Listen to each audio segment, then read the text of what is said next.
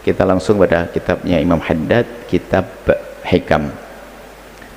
Imam Haddad menyebutkan dalam hikmah yang ke-56 bunyi begini: la tashab, jangan kau menjalin persahabatan, jangan engkau berkawan, illa kecuali dengan man orang tastati'u yang engkau mampu al-qiyamah untuk melaksanakan bihuquqihi hak-haknya. Sebab dalam persahabatan itu ada hak-hak dan kewajiban, ada adab dan tata krama. Kalau tidak mampu Anda baik dengan temanmu, maka jangan berkawan, sebab akan tambah jadi dosa. Lebih baik menyendiri di hutan belantara, uzlah. Jadi kalau Anda berkawan, pastikan Anda bisa melakukan kewajiban Anda. Hak itu gimana sih? Hak itu adalah haknya yang harus Anda lakukan, maka Anda wajib melakukan, menghargai dia, menghormati dia. Hak saya, Anda wajib bagi Anda memenuhi hak saya. Hak itu saya, maka hak saya wajib Anda lakukan, hak Anda wajib saya lakukan. Hukuk hak. Jadi jangan engkau bersahabat kecuali engkau yakin bahwa engkau akan mampu melaksanakan kewajiban atau hal yang semestinya engkau lakukan terhadapnya. Kalau engkau tidak mampu, jangan bersahabat, tambah dosa, mending kau uzlah, menyendiri. Kemudian wala yukhwijuka li talabi hukukika, dan pilihlah kawan yang memilih kawan la yukhwijuka, yang tidak menjadikan engkau perlu untuk menuntut haknya, hak Anda. Maksudnya apa? Jika engkau ingin bersahabat, pastikan engkau rindu untuk melaksanakan kewajibanmu kepadanya, dan bersahabatlah dengan orang yang dia juga mampu melaksanakan kewajibannya kepadamu, melakukan hakmu, membayar hakmu. Itulah rumus persahabatan yang indah. Sehingga ini yang selalu kami sampaikan, bahwa dalam rumah tangga itu termasuk persahabatan, bahkan lebih dekat lagi, lebih detail lagi, bahkan dikukuhkan lagi dengan satu ikatan khusus namanya akad nikah. Itu juga sebuah persahabatan.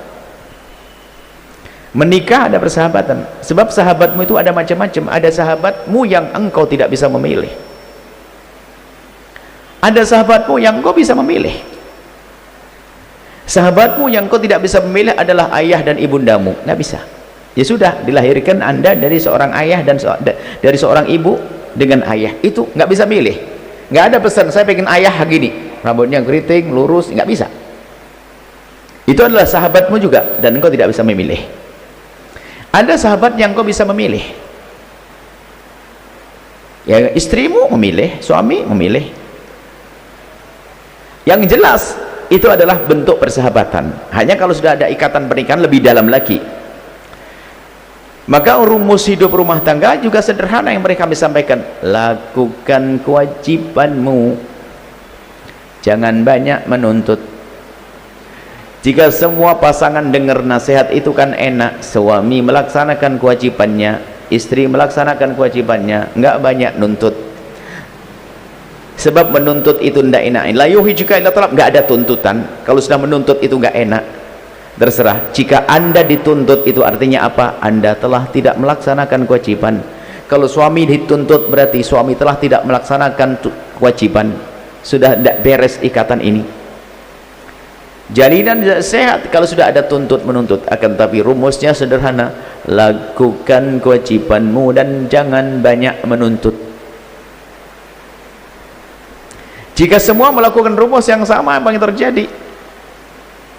Anda bersahabat dengan ini sahabat, Anda melaksanakan kewajiban, tidak menuntut, sehingga dia datang saya sambut, ya ini, tak tahu yang temannya juga begitu, indah, suami istri juga begitu, sehingga setiap hari seorang istri berpikir, bagaimana aku melaksanakan kewajibanku kepada suamiku. Sang suami pun mikir, bagaimana aku melaksanakan kewajiban kepada istriku. Nggak sempat nuntut. Karena yang dipikirkan adalah bagaimana aku melakukan kewajibanku. Dan hasilnya indah karena dengan hati. Maka senangmu yang sejati itu adalah di saat engkau melaksanakan kewajiban, bukan di saat orang lain melaksanakan kewajibannya kepadamu. Bukan. Di saat anda bisa memberi, kok anda merasakan keindahan, itu puncak keindahan cinta. Indahnya cinta saat bisa memberi dan dengan senang, bukan diberi.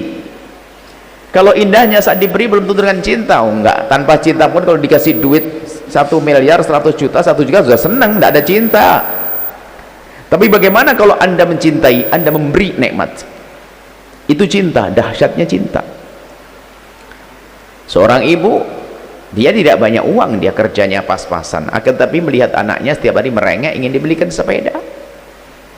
Sang ibu nggak punya banyak uang, tidak punya uang untuk beli sepeda, akan tapi sang ibu yang sangat menyayangi anaknya tiba-tiba memegang telinganya, ada anteng kecil dicopot.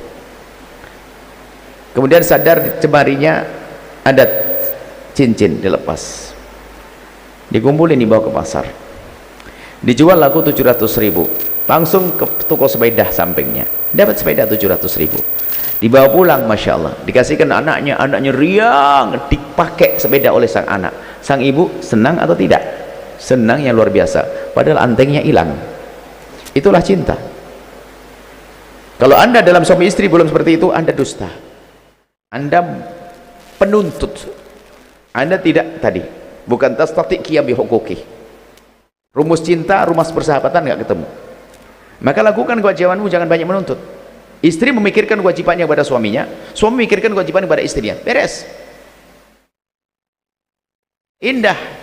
Tapi kalau sudah mulai ada tuntutan, yukhwij ila talab tadi, kalau sudah ada tuntutan, nggak enak. Dan menuntut itu menimbulkan tuntutan. Kalau anda menuntut kepada suami, itu sebetulnya halus mengajari suami agar nuntut kepadamu. Anda menuntut suami anda agar wangi terus. Abang, cobalah abang yang wangi terus. Coba abang kalau dekat saya wangi terus. Iya dek, makasih. Padahal abangnya itu dari kemarin orang yang sangat menjaga lesannya. Cuman istrinya sering ngomong, abang yang wangi dong. Iya sayang. Besok ketemu istrinya, adek sekarang kecut ya, berani ngomong gitu. Padahal mulai kemarin nggak pernah dia berani ngomong begitu. Sebab tuntutan akan menghadirkan tuntutan. Kenapa sih hidung abang nggak begitu? Padahal suaminya tuh paling menjaga. Dikit lagi abang, makanya hidungnya abang aneh gitu. Iya dek, gimana? Ini cocoknya memang sama mulut kamu kayak begitu. Akhirnya mulai berani mencaci, menuntut. Rumah tangga menuntut sudah nggak enak. Yang indah adalah melaksanakan kewajiban, bukan menuntut. Tuntutan itu nggak enak. Anda dituntut padahal anda melaksanakan. Anda pagi sudah siap mau masak, ibu yang soleh masak, suami ngomong, nah masak ya, pokoknya masak, kewajiban istri masak, harus masak. Sudah mau masak dibilang masak, nggak enak kan? Itu menuntut. Nggak perlu menuntut, itu nggak indah. Rumusnya hilang, rumus keindahannya nggak ada. Rumus Imam Haddad.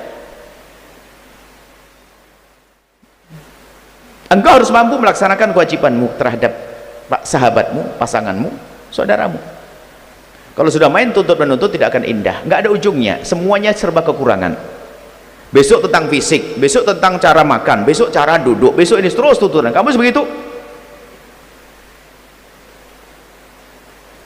Di saat seorang suami menuntut tentang keadaan istrinya secara zahir fisiknya, maka dia menjadi suami paling jelek saat itu. Kenapa? Lidahnya yang jelek, lisan yang jelek. Adik, kenapa sih rambut adik kok begitu? Cobalah, mana bulung hidung adik begitu, pipi adik begitu, kulit adik begitu, lengkap. Menyakitkan, nuntut. Termasuk hal-hal yang sangat pribadi. Tuntutan kepada sahabat, kenapa sih kamu tidak tahu saya? Ini nggak ngerti persahabatan, nggak menghargai saya, nggak menghormat saya, nggak ngerti saya. Bukan begitu bersahabat. Bersahabat adalah jika engkau berani bersahabat dengan seseorang, lakukanlah kewajibanmu. Selesai. Istri, lakukan kewajibanmu terhadap suami. Sudah selesai. Indah. Suami ternyata pulang pun memikirkan apa yang harus aku lakukan kepada istriku. Ini orang cerdas. Sehingga waktu Siti Khadijah ditanya, "Hei Khadijah, alangkah senangnya engkau menikah dengan Nabi Muhammad." Gimana tidak senang? Bicara tentang fisik, paling gantengnya orang, cerdas paling cerdasnya orang, lembut paling lembutnya anak, semua keindahan ada pada Nabi. Gimana tidak senang? Wajarlah kalau perempuan ngomong, "Ya Khadijah, alangkah senangnya kalau engkau menikah dengan Muhammad, dengan Nabi Muhammad." Ternyata Siti Khadijah adalah orang cerdas, berkata, "Demi Allah, semenjak aku menikah dengan Nabi Muhammad, aku tidak pernah berpikir bagaimana aku bersenang-senang dengan Nabi Muhammad, tapi yang aku pikirkan adalah bagaimana Nabi Muhammad senang dengan aku." Rumus pendek, cerdas perempuan hari ini. Sang suami pun juga demikian rumusnya. Aku bukan bersenang, tapi istriku gimana senang dengan aku. Mulai dari mengatur tutur kata, sapaan, rayuan, macam-macam. Nah, ini persahabatan. Maka jangan bersahabat engkau dengan orang yang kau sendiri tak mampu untuk memenuhi, melakukan kewajiban, tidak bisa. Jangan. Sebab jika engkau tidak mampu melaksanakan kewajibanmu dan dia perlu untuk dilaksanakan, dia akan menuntut kepadamu. Pada akhirnya engkau pun akan menuntut kepadanya, sehingga hidupnya saling tuntut menuntut. Sering kami ingatkan, jika wahai suami yang hebat, jika engkau menemukan kekurangan pada istrimu, jangan kau sebut kekurangan fisik misalnya atau apa, jangan kau sebut sampai kau mati. Ingat, itu baru laki-laki hebat. Karena kau sebut menyakitkan. Apalagi kadang sesuatu yang dia sendiri nggak bisa merubah. Tentang bentuk hidung sama lebar mata kan nggak bisa dirubah. Nah, suami mencelekit ngomongnya, "Kenapa matamu begitu? Kenapa begini?" "Oh, ini kurang ajar sekali, ini menyakitkan." Dibalik juga kelenger dia. Padahal perempuan, laki-laki yang ngomong gitu juga nggak ganteng-ganteng amat biasanya itu. Cuman nggak tahu diri saja dia. Pengennya istrinya cantik, baik, dia sendiri nggak coba berdandan. Sama seorang suami, seorang istri begitu. Menuntut, termasuk hubungan pribadi di atas ranjang. Sampai, mohon maaf, ini hal sepele tapi kadang tidak diperhatikan. Senangkan pasanganmu, pokoknya ucapkan kalau kamu adalah kamu dengan dia senang, kamu dengan dia, pokoknya kamu ucapkan yang bikin dia senang.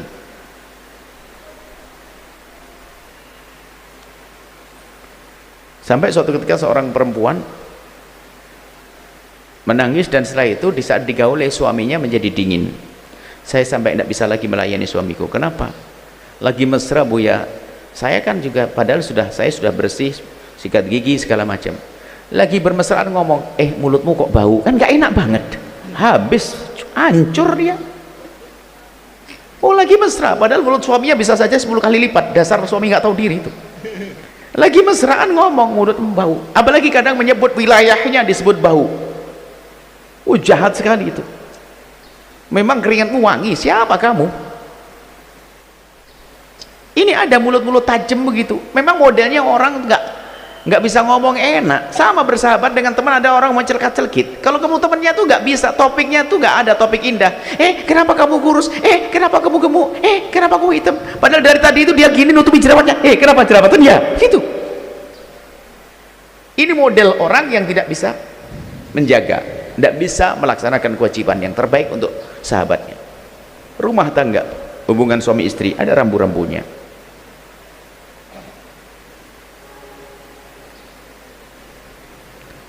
Ini sensitif sekali, makanya harus kita perlebar masalah persahabatan. Karena sahabat yang dekat dan sangat dekat adalah suami istri. Karena itu orang luar, bukan kakak adik. Orang luar, bukan suami anak, bukan bapak dan anak, bergabung dalam satu ikatan. Maka kalau semuanya bisa menjaga, indah. Lakukan kewajibanmu dan jangan banyak menuntut. Laki-laki hebat tidak akan mencaci istrinya biarpun istrinya layak dicaci. Laki-laki hebat tidak akan memukul istrinya biarpun istrinya layak dipukul. Perempuan hebat tidak akan mencaci suaminya biarpun suami layak dicaci. Hidupnya orang-orang cerdas adalah indah, bahagia. Ada orang hidupnya caci maki, olok-olokan, berantem terus. Kita ada rumah tangga, tidak tahu bagaimana cara hidupnya. Bayangin, ramai tok, keras kepala. Hari ini mungkin selalu menyalahkan yang namanya mental. Kena mental saya. Sudahlah, jangan diturut orang kena mental tuh. Ya disembuhkan dong mentalnya, berobat dong. Baik, saya bawa kepada keluarga ini karena suami istri adalah semacam persahabatan, bahkan lebih dalam lagi. Menuntut ekonomi. Suami pulang tidak membawa nafkah, itu sendiri sudah kebingungan dia. Aku pulang dengan tangan kosong, harus ngomong apa kepada istriku? Tak taunya sampai di rumah dibilang, dapat berapa bang? Sudah pulang saja dengan rasa ketakutan. Betul, mulut istrinya langsung keluar kalimat yang membuat semakin takut. Istri cerdas tidak begitu, ngelihat suaminya kayaknya modelnya nggak dapat duit. Abang, kenapa? Aduh dek, maafin dek. Oh tidak apa-apa. Masa abang hanya gara-gara nggak dapat duit saja langsung bingung? Kan sudah ada adik, masa senyum dong, kan enak gitu. Sama sebaliknya seorang istri. Suami ketemu istri, besarkan hati seorang istri. Pulang ke rumah jangan langsung tidur ngorok. Sapa istri, adik capek, ya Allah ngurusi ya, dedek ngurusi ini, Masya Allah. Itu persahabatan, melaksanakan kewajiban untuk menyenangkan pasangan. Jangan egois dong seorang suami. Pulang ke rumah istrimu perlu sapaan dan seterusnya. Liikmali qiyamihi biha, likamali qiyamihi biha. Jadi persahabatanmu itu adalah kepada orang yang engkau bisa melaksanakan kewajiban terhadapnya dan dia bisa melaksanakan kewajiban terhadapmu. Kesempurnaan dalam melaksanakan kewajiban itu dahsyat. Itulah keindahan dalam sebuah persahabatan. Karena pasti cintanya karena Allah indah, bukan menuntut, bukan aku. Makanya persahabatan yang jelek kan saya memanfaatkan. Saya duduk dengan dia biar ditraktir makan, ini bukan karena cinta, karena Allah, enggak. Dia banyak duit, dia sering makan enak, saya ikut numpang di mobil dia. Bukan persahabatan, itu orang numpang.